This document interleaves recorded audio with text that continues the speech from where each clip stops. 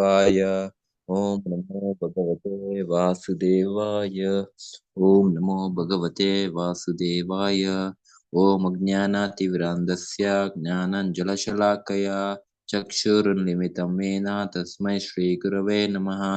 श्रीचैतन्यमनोभीष्टं स्थापितं येन भूतले स्वयं रूपा कदा मह्यं ददाति स्वपदान्तिकम्।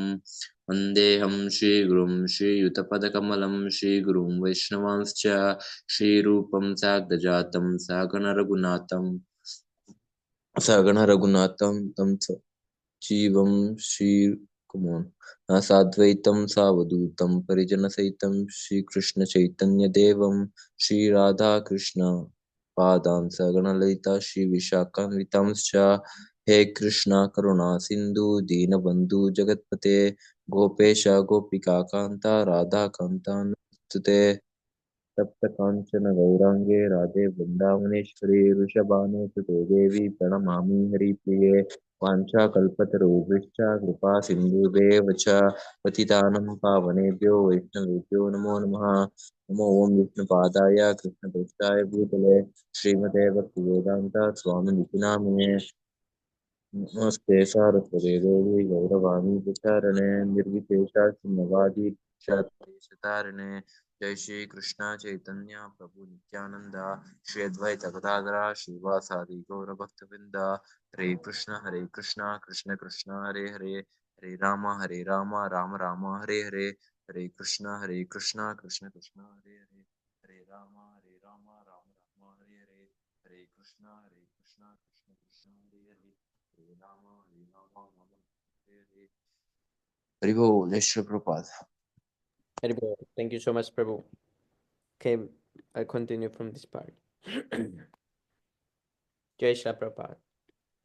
Therefore, Who wants Bhagavad to continue reading? Prabhu, I can read 1 or 2 pages and someone can continue. Hello. Therefore, Bhagavad Gita. Hare Krishna, Prabhu, please accept humble obeisance of Krishna. You can continue. Prabhu. Jai Shri Prabhupada.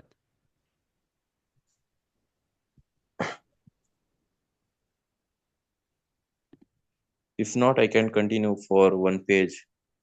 After that, you can continue. Yes, Prabhu, you can start. Or Swami Prabhu, you? Vivek Prabhu, you can start from here. Hari Bol. Hari Bol, can you hear me? Hare Krishna. Hari Bol, Hari Bol, Hari Bol. Yes, Prabhu. Oh, you can hear me? Yes, Prabhu. I can hear you. You can continue, Prabhu, from this part. Okay. Okay. Therefore, Bhagavad Gita should be taken up in a spirit of devotion. One should not think that he is equal to Krishna, nor should he think that Krishna is an ordinary personality or even a great personality. Lord Shri Krishna is the supreme personality of Godhead. At least theoretically, according to the statements of Bhagavad Gita or the statements of Arjuna, the person who is trying to understand the Bhagavad Gita, we should therefore at least theoretically accept Sri Krishna as the supreme personality of Godhead, and with that submissive spirit we can understand the Bhagavad Gita. Unless one reads the Bhagavad Gita in a submissive spirit, it is very difficult to understand Bhagavad Gita because it is a great mystery. Yesterday we read this. Just Okay, we can continue from here. Out of so many human beings who are suffering, there are a few. Oh, oh my, like my fault. Oh, yes. Jarla था. Don't let us zoom in. नहीं यार लेना TV. YouTube वर दिखा. त्याग net पाहिजे त्याला नाही होता. नेट नाही आहे माझ्याकडे. Out of so many human beings who are suffering, there are a few who are actually inquiring about their position as to what they are, why they are put into this awkward position, and so on. Unless one is awakened to this position of questioning his suffering unless he realizes that he doesn't want suffering but rather wants to make a solution to all sufferings. Then one is not to be considered a perfect human being. Humanity begins when this sort of inquiry is awakened in one's mind. In the Brahma Sutra, this inquiry is called Brahma Jignasa. Every activity of the human being is to be considered a failure unless he inquires about the nature of the absolute. Therefore, those who begin to question why they are suffering or why they come from and where they shall go after death are proper students for understanding Bhagavad Gita. The sincere student should also have a respect for the Supreme Personality of Godhead. Such a student was Arjuna. Lord Krishna descends specifically to re-establish the real purpose of life when man forgets that purpose. Even then, out of many human beings who awaken, there may be one who actually enters the spirit of understanding his position, and for him, this Bhagavad Gita is spoken actually we are all followed by the tiger of nations, but the Lord is very merciful upon living entities, especially human beings. To this end, he spoke the Bhagavad Gita, making his friend Arjuna his student. Being an associate of Lord Krishna, Arjuna was above all ignorance, but Arjuna was put into ignorance on the battlefield of Kurukshetra just to question Lord Krishna about the problems of life, so that the Lord could explain them for the benefit of future generation of human beings and chalk out the plan of life. Then man could act accordingly and perfect the mission of human life. The subject of the Bhagavad Gita entails the comparisons of five basic truths. First of all, the science of God is explained, and then the constitutional position of the living entities jivas. There is Ishvara, which means controller, and there are jivas, the living entities which are controlled. If a living entity says that he is not controlled but that he is free, then he is insane. The living being is controlled in every aspect, at least in his conditioned life. So, in the Bhagavad Gita, the subject matter deals with the Ishvara, the supreme controller, and the Jivas, the controlled living entities, Prakriti, material nature, and the time, the duration of existence of the whole universe, or the manifestation of material nature, and karma, activity are also discussed. The cosmic manifestation is full of different activities. All living entities are engaged in different activities. From Bhagavad Gita, we must learn what God is, what the living entities are, what Prakriti is, what the cosmic manifestation is, and how it is controlled by time, and what the activities of the living entities are. Out of these five basic subject matters in Bhagavad Gita, it is established that the Supreme Godhead, or Krishna, or Brahman, or Supreme Controller, or Paramatma, you may use whatever name you like, is the greatest of all. The living beings are in quality like the Supreme Controller. For instance, this Lord has control over the universal affairs, over material nature, etc., as will be explained in the later chapters of Bhagavad Gita. Material nature is not independent. She is acting under the directions of directions of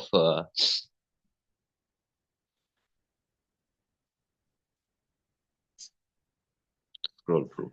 Hare Krishna, Hare Devotees, Pranam, all guys, Prabhupada.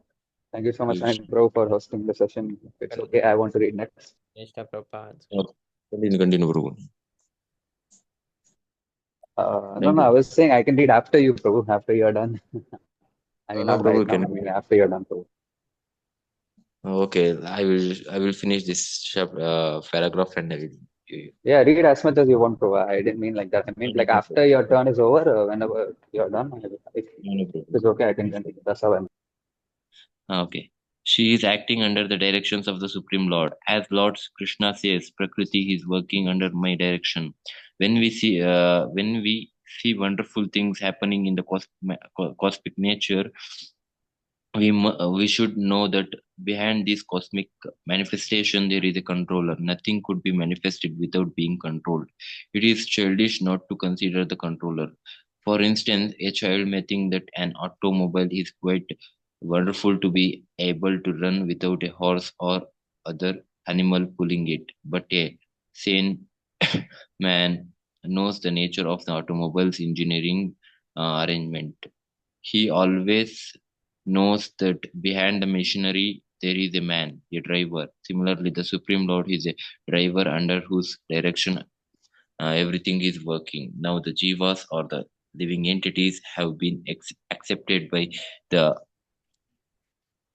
by the Lord, as we'll note in the later chapters, as is parts and partials. A particle of gold is also gold. A drop of water from the ocean is also salty. And similarly, the living entities, being part and partial of the Supreme Controller, Ishvara or Bhagavan, Lord Sri Krishna, have all the qualities of the Supreme Lord in minute quantities, because we are unit Ishwaras, subordinate Ishwaras. We are trying to control nature as presently we are trying to control space or planets, and tendency to control oh, this tendency to control is there because it is in Krishna. But although we have a tendency to control it over material nature, we should know that we are not the supreme controller. This is explained in the Bhagavad Gita. So you can continue, Prabhu. Karti Prabhu. Prabhu. Thank you so So, much. thank you so much for giving me the opportunity, Prabhu. Thank you Much, so Prabhu. much, all the devotees. Thank you for reading very nicely, Prabhu. Thank you. What is material nature? This is also explained in Gita as inferior prakriti, inferior nature. The living entity is explained as a superior prakriti. Prakriti is always under control, whether inferior or superior. Prakriti is female and she is controlled by the Lord just as the activities of a wife are controlled by the husband. Prakriti is always subordinate, predominated by the Lord, who is the predominator. The living entities and material nature are both predominated and controlled by the Supreme Lord. According to the Gita, the living entities, although parts and parcels of the Supreme Lord, are to be considered Prakriti. This is clearly mentioned in the 7th chapter, 5th verse of Bhagavad Gita. Aprayam itastu anyam. This Prakriti is my lower nature. Prakritim vide me param, jiva bhutam mahabaho, yayedam dharyate jagat. And beyond this, there is another Prakriti, jiva bhutam, the living entity. Prakriti itself is constituted by three qualities: the mode of goodness, passion, and the mode of ignorance. Above these modes, there is eternal time, and by a combination of these modes of nature and under the control and purview of eternal time, there are activities which are called karma. These activities are being carried out from time immemorial, and we are suffering or enjoying the fruits of our activities. For instance, suppose I am a businessman and have worked very hard with intelligence and have amassed a great bank balance. Then I am an enjoyer. But then, say I have lost all my money in business. Then I am a sufferer. Similarly, in every field of life, we enjoy the result of our work, or we suffer the results. This is called karma. Ishvara, the Supreme Lord, Jiva, the living entity, Prakriti, nature, eternal time, and karma, activities, are all explained in the Bhagavad Gita. Out of these five, the Lord, the living entities, material nature, and time are eternal. The manifestation of Prakriti may be temporary, but it is not false. Some philosophers say that the manifestation of material nature is false. But according to the philosophy of Bhagavad Gita, or according to the philosophy of the Vaishnavas, this is not so. The manifestation of the world is not accepted as false. It is accepted as real, but temporary. It is likened unto a cloud which moves across the sky, or the coming of the rainy season which nourishes grains. As soon as the rainy season is over, and as soon as the cloud goes away, all the crops which were nourished by the rain dry up. Similarly, this material manifestation takes place at a certain interval, stays for a while, and then disappears. Such are the working of Prakriti. The material manifestation takes place at a certain interval, stays for a while, and then disappears. Such are the workings of Prakriti. But this cycle is working eternally. Therefore, Prakriti is also eternal. It is not false. The Lord refers to this as my Prakriti. The material nature is a separated energy of the Supreme Lord. Hmm. And similarly, the living entities are also the energy of the Supreme Lord, but they are not separated. They are eternally related. So the Lord, the living entity, material nature, and time are all interrelated and are all eternal. Hmm. The Lord, the living entity, the material nature, and time are all interrelated and are eternal. However, the other item, karma, is not eternal. Hmm. The effect of karma may be very old indeed. We are suffering or enjoying the results of our activities from time immemorial. But we can change the result of our karma or our activity, and this change depends on the perfection of our knowledge. We're engaged in various activities. Undoubtedly, we do not know what sort of activities we should adopt to gain relief from the actions and reactions of all these activities. But this is also explained in the Bhagavad Gita. Karma is not eternal. Yes. The position of Ishvara is that of the supreme consciousness. The jivas, or the living entities, being parts and parcels of the Supreme Lord, are also conscious. Both the living entity and material nature are explained as Prakriti, the energy of the Supreme Lord. But one of the two, the jiva, is conscious. The other Prakriti is not conscious. That is the difference. Therefore, the jiva Prakriti is called superior because the jiva has consciousness which is similar to the Lord's. The Lord's is supreme consciousness. However, one should not claim that the jiva, the living entity, is also supremely conscious. The living being cannot be supremely conscious at any stage of his perfection. And the theory that he can be so is a misleading theory. Conscious he may be, but he is not perfectly or supremely conscious.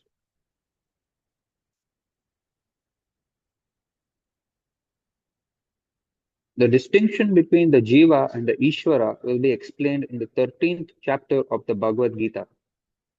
The Lord is Kshetragya, conscious, as is the living being. But the living being is conscious of his particular body, whereas the Lord is conscious of all the bodies. Because he lives in the heart of every living being, he is conscious of the psychic movements of the particular jivas. We should not forget this.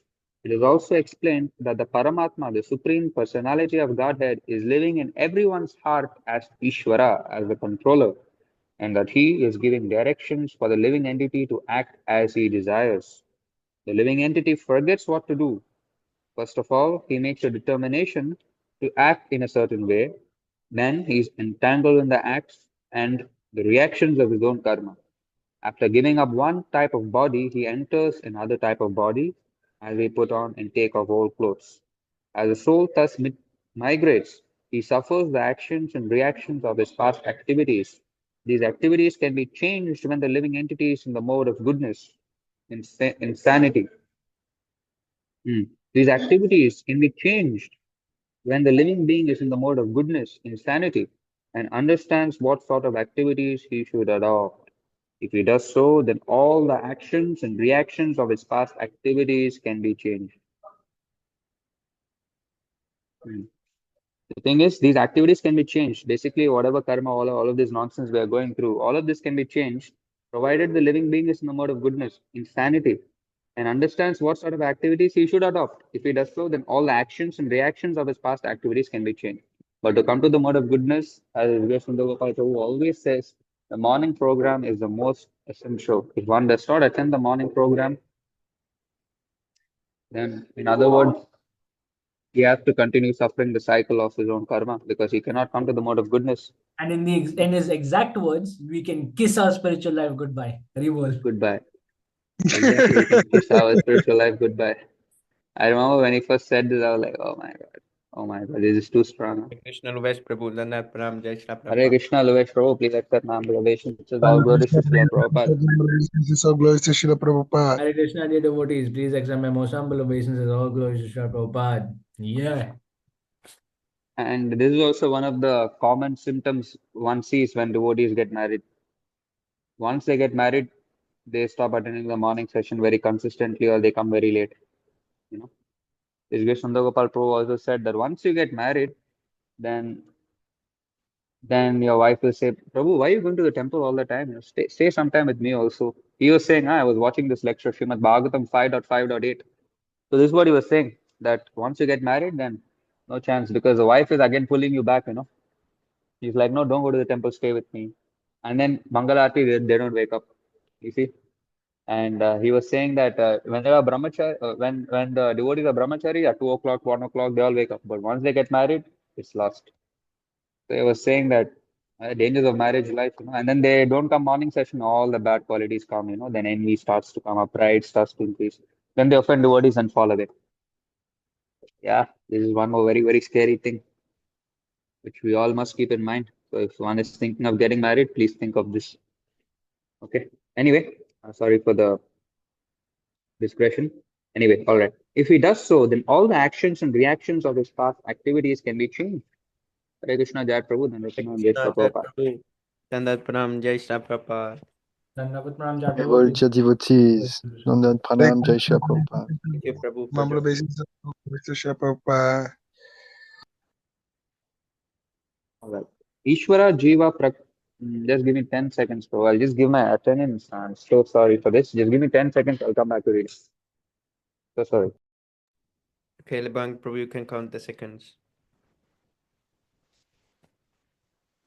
Oh, found another typo also. Missing comma. Oh, is it? Wow. Very Yeah. sharp eyes, huh? Yeah. All right. So I'll continue. Sorry. Yeah. All right. Consequently, karma is not eternal. We stated that of the 5 items, Ishvara, Jiva, Prakriti, time, and karma, 4 are eternal, whereas karma is not eternal.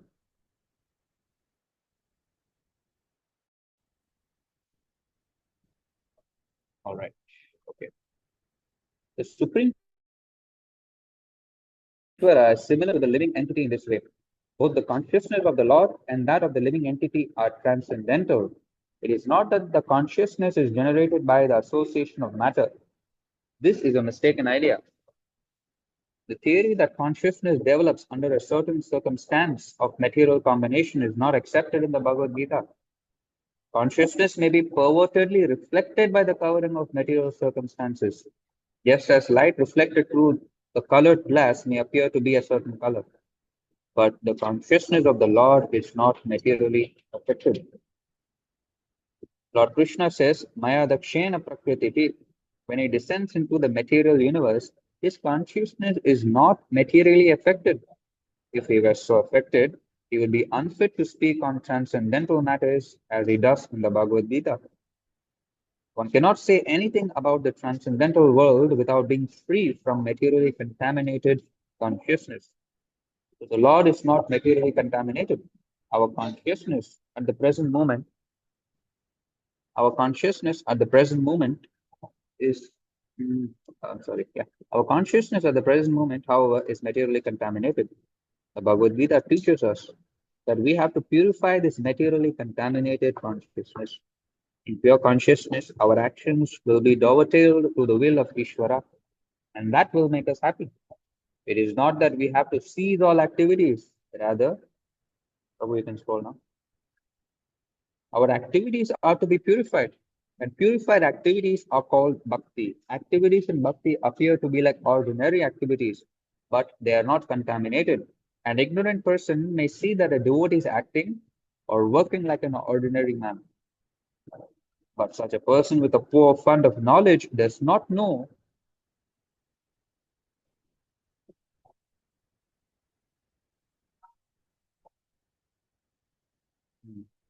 that the activities of the devotee or of the Lord are not contaminated by impure consciousness or matter. They are transcendental to the three modes of nature. We should know, however, that at this point our consciousness is contaminated. When we are materially contaminated, we are called conditioned. False consciousness is exhibited under the impression that I am a product of material nature. This is called false ego. False consciousness is exhibited under the impression that I am a product of material nature. This is called false ego. One who is absorbed in the thought of bodily conceptions cannot understand his situation. Bhagavad Gita was spoken to liberate one from the bodily consciousness of life. And Arjuna put himself in this position in order to receive this information from the Lord. One must become free from the bodily conception of life. That is the preliminary activity for the transcendentalist. One who wants to become free, who wants to become liberated, must first of all learn that he is not this material body. Mukti or liberation means freedom from material consciousness. Mukti or liberation means freedom from material consciousness. In the Srimad Bhagavatam, also the definition of liberation is given. Mukti means liberation from the contaminated consciousness of this material world and situation in pure consciousness. All the instructions of Bhagavad Gita are intended to awaken this pure consciousness, and therefore we find at the last stage of the Gita's instructions that Krishna is asking Arjuna whether he is now in purified consciousness. Purified consciousness means acting in accordance with the instructions of the Supreme Lord. This is the whole sum and substance of purified consciousness. Consciousness is already there because we are part and parcel of the Lord. But for us, there is the affinity of being affected by the inferior modes. But the Lord, being the Supreme, is never affected. That is the difference between the Supreme Lord and the conditioned souls. What is this consciousness? This consciousness is I am. Then what am I? In contaminated consciousness, I am means I am the Lord of all that I survey. I am the enjoyer. The world revolves because every living being thinks that he is the Lord and creator of the material world. Material consciousness has two psychic divisions. Thank you so much, Aditya Prabhu, for your kind association. Please do join regularly every day. Thank you for joining. Thank you, Very Aditya. good. Very good. What is this consciousness? This consciousness is I am. Then what am I? Contaminated consciousness, I am means that I am the Lord of all I survey, I am the enjoyer. The world revolves because every living being thinks that he is the Lord and creator of the material world. Material consciousness has two psychic divisions. One is that I am the creator, and the other is that I am the enjoyer. But actually, the Supreme Lord is both the creator and the enjoyer. And the living entity being part and parcel of the Supreme Lord is neither the creator nor the enjoyer, but a cooperator. Wow, this is very nice. The living being part and parcel of the Supreme Lord is neither the creator nor the enjoyer, but a cooperator. Wow. He is the created and the enjoyer. For instance, the part of the machine cooperates with the whole machine. Part of the body cooperates with the whole body. Hands, feet, eyes, legs, and so on are all parts of the body. But they are not actually the enjoyer. The stomach is the enjoyer. The legs move, hands supply food, the feet chew, and all parts of the body are engaged in satisfying the stomach because the stomach is the principal factor that nourishes the body's organization. Therefore, everything is given to the stomach. One nourishes a tree by watering its root, and one nourishes the body by feeding the stomach. For if the body is to be kept in a healthy state, then the parts of the body must cooperate to feed the stomach. Similarly, the Supreme Lord is the enjoyer and the creator. And we, as subordinate living beings, are meant to cooperate to satisfy Him. This cooperation will actually help us. Yes, our food taken by the stomach will help all other parts of the body. If the fingers of the hand think that they should take the food themselves instead of giving it to the stomach, then they will be frustrated. The central figure of creation and enjoyment is the Supreme Lord, and the living entities are cooperators. By cooperation, they enjoy. The relation is also like that of the master and the servant. If the master is fully satisfied, then the servant is satisfied. Similarly, the Supreme Lord should be satisfied. Although the tendency to become creator and the tendency to enjoy the material world are there also in the living entities, because these tendencies are there in the Supreme Lord who has created the manifested cosmic world.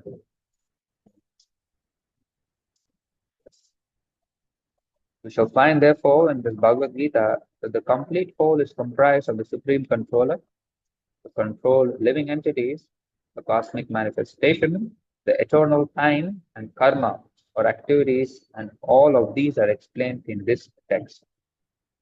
All of these taken completely form the complete whole, and the complete whole is called the Supreme Absolute Truth. The complete whole and the complete absolute truth are the Supreme Personality of Godhead, Sri Krishna. All manifestations are due to his different energies. He is the complete whole. Hari Bol. Thank you. Hari Bol. Thank you for letting me read, Prabhu. Anybody else who would like to continue can kindly take over. Thank you once again for letting me read. Hari Bol. All glories to Srila Prabhupada. Jai Shri Prabhupada. Thank you so much, bro. Very good.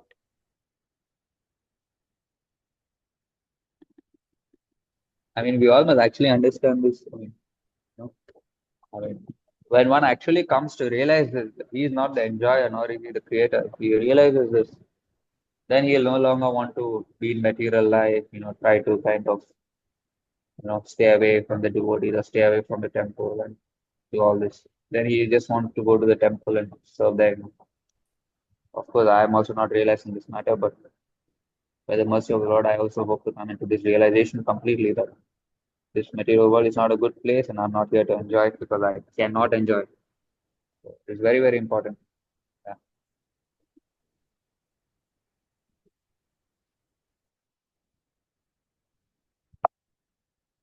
Ribol, who wants to continue?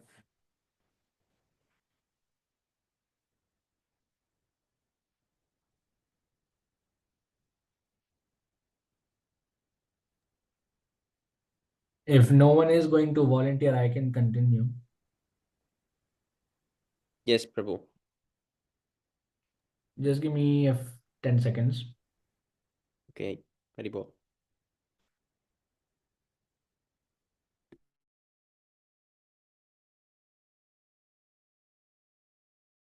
It is also explained in the Gita that impersonal Brahman is also subordinate to the complete. So Brahman is more explicitly explained in the Brahma Sutra to be like the rays of the sunshine. So the impersonal Brahman is the shining rays of the Supreme Personality of Godhead. Impersonal Brahman is incomplete realization of the absolute whole, and so also is the conception of Paramatma in the 12th chapter. There it shall be seen that the Supreme Personality of Godhead, Purushottama, is above both impersonal Brahman and the partial realization of Paramatma. The Supreme Personality of Godhead is called Satchid Ananda Vigraha. The Brahma Samhita begins in this way. Ishvaraha Paramaha Krishnaha Satchid Ananda Vigraha Anadir Adir Govindaha Sarva Karana Karanam. Krishna is the cause of all causes. He is the primal cause and he is the very form of eternal being, knowledge, and bliss. So impersonal Brahman realization is the realization of his Sat, of being, creature. Paramatma realization is the realization of the Chit, eternal knowledge feature. But realization of the personality of Godhead, Krishna, is realization of all the transcendental features, Sat, Chit, and Ananda, being, knowledge, bliss, incomplete Vigraha, form. So people with less intelligence consider the Supreme Truth to be impersonal, but he is a transcendental person. And this is confirmed in all Vedic literatures. Nityo Nityanam, Chetana Chetananam. As we are all individual living beings and have our individuality, the Supreme Absolute Truth is also, in the ultimate issue, a person. And realization of the personality of Godhead is realization of all of the transcendental features. So the complete whole is not formless. If he is formless or if he is less than any other thing, then he cannot be the complete whole. The complete whole must have everything within our own experience and beyond our experience. Otherwise, it cannot be complete. The complete whole personality of Godhead has immense potencies. So, how Krishna is acting in different potencies is also explained in Bhagavad Gita. This phenomenal world or material world in which we are placed is also complete in itself because the 24 elements of which this material universe is a temporary manifestation, according to Sankhya philosophy, are completely adjusted to produce complete resources which are necessary for the maintenance and subsistence of this universe. There is nothing extraneous, nor is there anything needed. This manifestation has its own time fixed by the energy of the Supreme Whole. And when its time is complete, these temporary manifestations will be annihilated by the complete arrangement of the complete. So there is complete facility for the small complete units, namely the living entities, to realize the complete. And all sorts of incompleteness are experienced due to incomplete knowledge of the complete. So Bhagavad Gita contains the complete knowledge of Vedic wisdom. All Vedic knowledge is infallible, and Hindus accept Vedic knowledge to be complete and infallible. For example, cow dung is the stool of an animal, and according to Smriti or Vedic injunction, if one touches the stool of an animal, he has to take a bath to purify himself. But in the Vedic scriptures, cow dung is considered to be a purifying agent. One might consider this to be contradictory, but it is accepted because it is Vedic injunction. And indeed, by accepting this simply, one will not commit a mistake. Subsequently, it has been proved by modern science that cow dung contains all antiseptic properties. So Vedic knowledge is complete because it is above all doubts and mistakes. And Bhagavad Gita is the essence of all Vedic knowledge. So Vedic knowledge is not a question of research. Our research work is imperfect because we are researching things with imperfect senses. We have to accept perfect knowledge which comes down, as stated in Bhagavad Gita, by the parampara, disciplic succession. We have to receive knowledge from the proper source in disciplic succession, beginning with the supreme spiritual master, the Lord himself, and hand it down to a succession of spiritual masters. So Arjun, the student who took lessons from Lord Shri Krishna, accepts everything that he says without contradicting him. One is not allowed to accept one portion of Bhagavad Gita and not another. No, we must accept Bhagavad Gita without interpretation, without deletion, and without our own whimsical participation in the matter. The Gita should, okay, this is another mistake, not a mistake, but typo.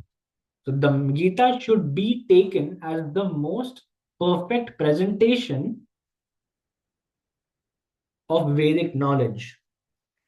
Vedic knowledge is received from transcendental sources, and the first words were spoken by the Lord himself. So the words spoken by the Lord are different from words spoken by a person of the mundane world who is infected with 4 defects. A mundaner, number 1, is sure to commit mistakes. Number 2, is invariably illusioned. 3 has the tendency to cheat others. And number 4 is limited by imperfect senses. With these 4 imperfections, one cannot deliver perfect information of all pervading knowledge. So, Vedic knowledge is not imparted by such defective living entities. It was imparted unto the heart of Brahma, the first created living being, and Brahma, in his turn, disseminated this knowledge to his sons and disciples as he originally received it from the Lord. The Lord is Purna, all perfect, and there is no possibility of his becoming subjected to the laws of material nature. One should therefore be intelligent enough to know that the Lord is the only proprietor of everything in the universe, and that he is the original creator, the creator of Brahma. So in the 11th chapter, the Lord is addressed as Prapitamaha, because Brahma is addressed as Pitamaha, the grandfather, and he is the creator of the grandfather. So no one should claim to be the proprietor of anything. One should accept only things which are set aside for him by the Lord as his quota for his maintenance. So there are many examples given of how we are to utilize those things which are set aside for us by the Lord. This is also explained in Bhagavad Gita. In the beginning, Arjun decided that he should not fight in the battle of Kurukshetra. This was his own decision. Arjun told the Lord that it was not possible for him to enjoy the kingdom after killing his own kinsmen. So this decision was based on the body because he was thinking that the body was himself and that his bodily relations or expansions were his brothers, nephews, brothers-in-law, grandfathers, and so on. He was thinking in this way to satisfy his bodily demands. How can I enjoy? So Bhagavad Gita was spoken by the Lord just to change this view. And at the end, Arjun decides to fight under the directions of the Lord when he says, Karishye vachanam tava. I shall act according to thy word. So in this world, man is not meant to toil like hogs. He must be intelligent to realize the importance of human life and refuse to act like an ordinary animal. A human being should realize the aim of his life. And this direction is given in all Vedic literatures. And the essence is given in Bhagavad Gita. So Vedic literature is meant for human beings, not for animals. Animals can kill other living animals, and there is no question of sin on their part. But if a man kills an animal for the satisfaction of his uncontrolled taste, he must be responsible for breaking the laws of nature. So, in the Bhagavad Gita, it is clearly explained that there are 3 kinds of activities according to the different modes of nature: the activities of goodness, of passion, and of ignorance. Similarly, there are 3 kinds of eatables also: eatables in goodness, passion, and ignorance. All of this is clearly described, and if we properly utilize the instructions of Bhagavad Gita, then our whole life will become purified. And ultimately, we will be able to reach the destination which is beyond this material sky. And that destination is called the Sanatan sky, the eternal spiritual sky. So in this material world, we find that everything is temporary. It comes into being, it stays for some time, it produces some byproducts, it dwindles and then vanishes. That is the law of the material world. Whether we use as an example this body or a piece of fruit or anything. But beyond this temporary world, there is another world of which we have no information. We have information. This world consists of another. This world consists of another nature which is Sanatan, eternal. Jeev is also described as Sanatan, eternal, and the Lord is also described as Sanatan in the 11th chapter. We have an intimate relationship with the Lord, and because we are all qualitatively one, the Sanatan Dham or sky, the Sanatan Supreme Personality, and the Sanatan living entities. The whole purpose of Bhagavad Gita is to revive our Sanatan occupation or Sanatan Dharma, which is the eternal occupation of the living entity. We are temporarily engaged in different activities, but all of these activities can be purified when we give up all these temporary activities and take up the activities which are prescribed by the Supreme Lord. That is called our pure life. Hare Krishna, Jai Shri Prabhupada. Hare Krishna. Thank you so much, Prabhu. Now, Hare Shikshastra.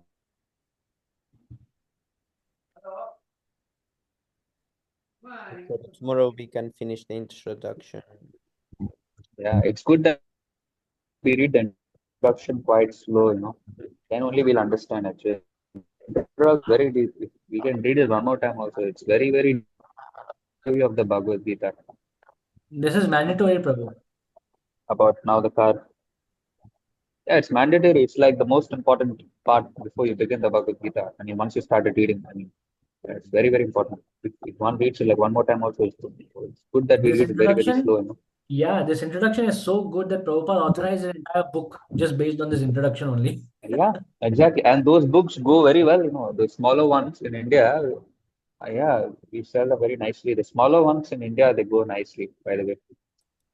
The smaller Yes, books.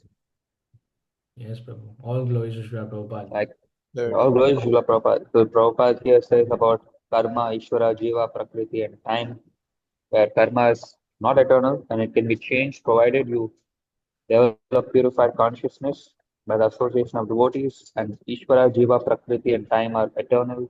And also, Prakriti is of two types: Para Prakriti, Apara Prakriti, material nature, and also the individual spirit souls. Individual spirit souls are conscious, therefore they are superior.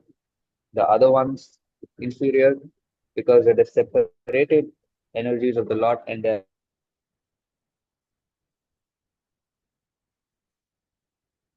are for basically rectification purposes for the conditioned living entity, and also about how the Bhagavad Gita is the essence of all Vedic knowledge and how it's infallible, and the example of cow dung, two being not proper, whereas cow dung being very purifying, and how the Indians accept it, and how the modern research is like completely just bogus because you're already doing research work based on your imperfect senses, which is foolishness, you know. Very, Yes, very deep, Prabhu. very nice, you know. Yeah. Yes, Prabhu. There's Prabhu, if you so see, much is there, so much. yeah. Like if you, for example, if you see some good YouTube videos, for example, right? All good YouTube videos have this hook to draw people in and then captivate them. So this Mm. introduction that Prabhupada has written, he wrote it in such a way that it will act like this hook, where it will immediately captivate everybody to continue reading. Because this introduction is really, really perhaps the most beautiful thing I've read in my entire Yeah, life.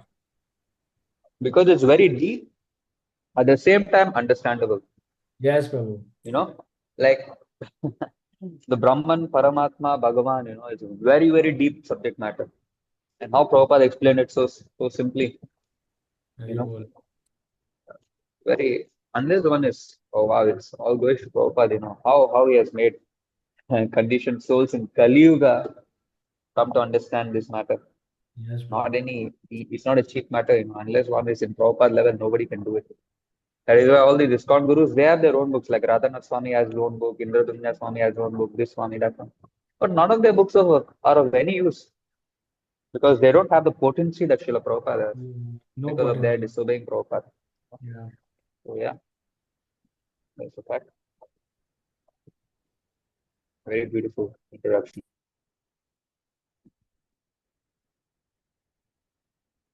Very nice profile picture by Ranjit Prabhu as well. Yes, Must Prabhu, say. what is this? Is it laddus or oranges? Is Laddu Oh, tempting me at night, huh? Okay, Prabhu. Okay. Ranjit Prabhu, why are you tempting us, Prabhu? How can you tempt us, Prabhu? Oh my she's God. offering, Prabhu. Now I'm hungry also already. Yes, Prabhu, you need to eat one laddu.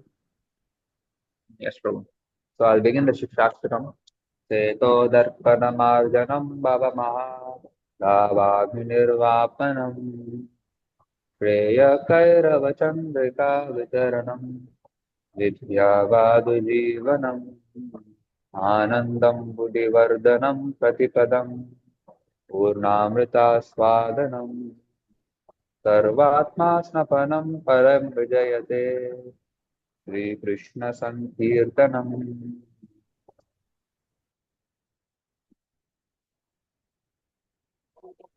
नाम्नाम् अकारि बहुधा निज सर्वशक्तिस् तत्रर्पिता नित्यमित स्मरणे न कालः एतादृशी तव कृपा भगवान् ममापि दुर्दैवम् ईदृशम् इहाजनि नानरतम्।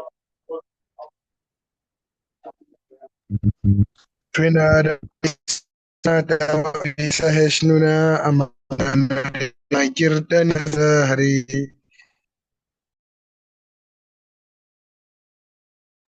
नादनं नाजनं न सुन्दरं कवितं जगदीशकामये मम जन्मनि जन्मनीश्वरे भगवद्भक्तिरेतुकी त्वयि।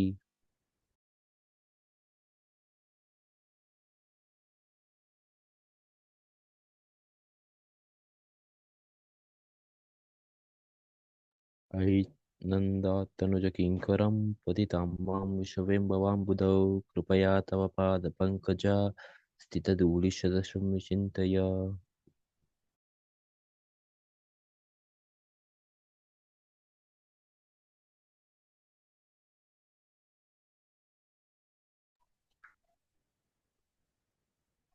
Which number? 6 Oh, so I do 7. Oh. Number 6. Nayanam Galadashrudharaya Vadanam Gadgada Rudaya Gira Pulakairina Chitam Vapukada Travanama Grahani Bhavishyati Yugaitam Nimishena Chakshusha Pravishaitam Shunyaitam Jagat Sarvam Govinda Virahe Name.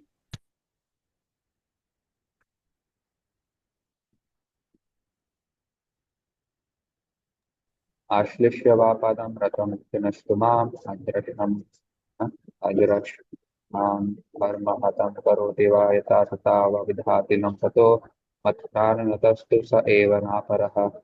Haribo, glory to the Sri Krishna Sankirtan, which cleanses the heart of all the dust accumulated for years and extinguishes the fire of conditional life of repeated birth and death. The Sankirtan movement is the prime benediction for humanity at large because it spreads the rays of the benediction moon. It is the life of all transcendental knowledge. It increases the ocean of transcendental bliss and it enables us to fully taste the nectar for which we are always anxious. O my Lord, your holy name alone can render all benediction to living beings, and thus you have hundreds and millions of names like Krishna and Govinda.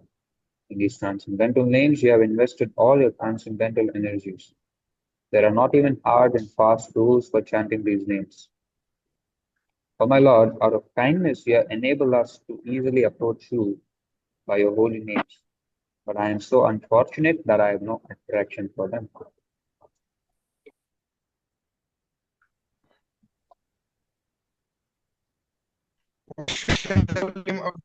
Humble servant, one should be devoid of of aspects. Such a state of mind, one can chant the holy name of the Lord constantly. Almighty Lord, I have no desire to accumulate wealth, nor do I desire beautiful women, nor do I want any number of followers. I only want your causeless devotional service birth after birth. O son of Maharananda Krishna, I am your eternal servitor. At some or other, I have fallen into the ocean of birth and death. Please pick me from this ocean of death and place me at one of the atoms at your lotus feet. Oh my Lord, when will my eyes be decorated with tears of love flowing constantly when I chant your holy name? When will my voice choke up and when will the hairs of my body stand up on end at the recitation of your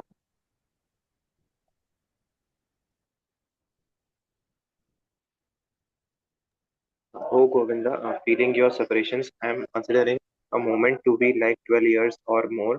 Tears are flowing from my eyes like torrents of rain, and I am feeling all vacant in the world in your absence.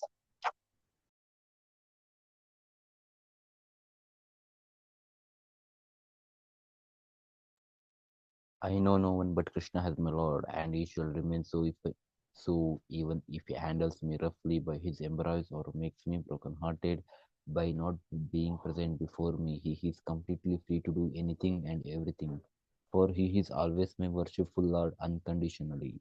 Haribo. Shishishta. Oh, Instagram ki jai. Yeah, yeah. About payment. Very, very good. To blaspheme the to blaspheme the Vedic. The devotees have dedicated their lives for propagating the name of the Lord. Consider the demigods The black like Lord rock. Shiva. Okay. No, no, you can Very good. Haribo. Which number? Is it 2? First offense. To blaspheme the devotees who have dedicated their lives to propagating the holy name of the Lord. Second offense, to consider the names of demigods like Lord Shiva or Lord Brahma to be equal or independent of the name of the Lord Vishnu.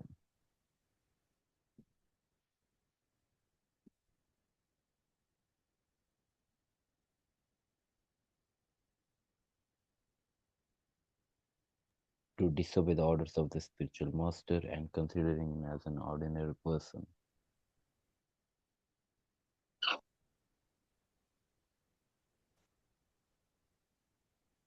To blaspheme the Vedic scriptures or scriptures in pursuance to the Vedic version.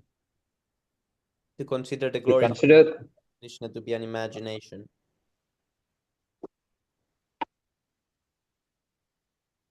To give some interpretations to the holy name of the to commit sinful activities on the strength of the holy name.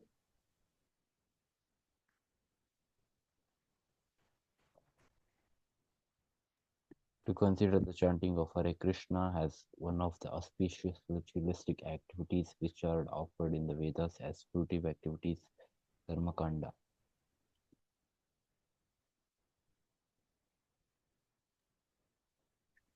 Ninth offense, to instruct a faithless person about the glories of the holy name.